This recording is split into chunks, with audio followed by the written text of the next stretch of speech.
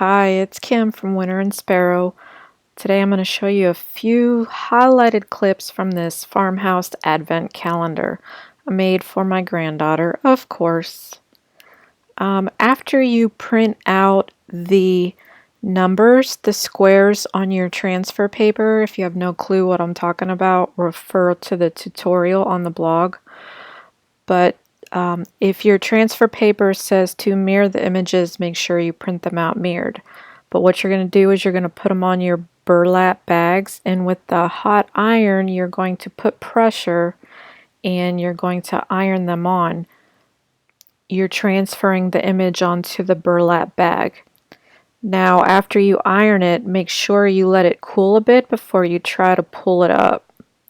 If you try to pull it up and you see that your image is still not intact on the bag, push it back down and go over it again with the iron.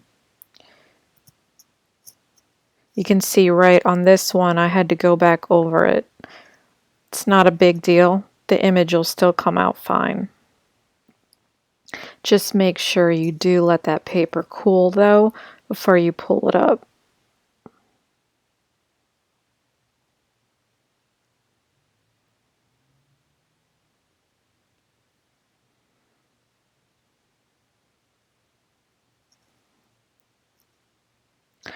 And once you've ironed all of your Advent squares to your burlap bags, you can display them on a large canvas or poster board. It's up to you.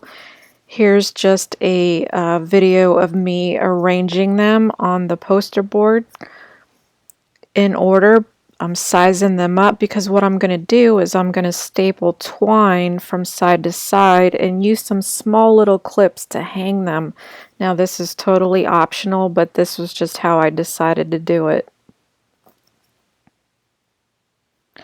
Make sure you arrange them ahead of time though before you put the twine up. Oh, hello Garfield.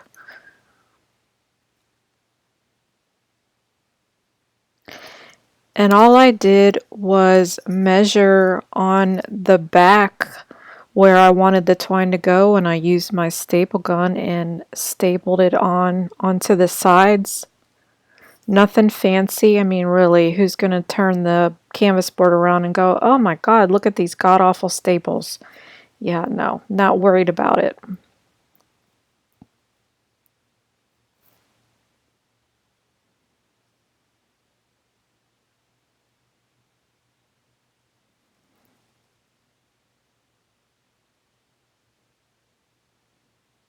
And you can see I have all of the twine up, and I'm just using small clips I found at the craft store to attach them and then hang them up in the order I showed you. And there they are. So now that I have done that, I used my Merry Christmas printable, which you can download for free, and I just traced it onto the poster board and then colored it in with a Sharpie. Done.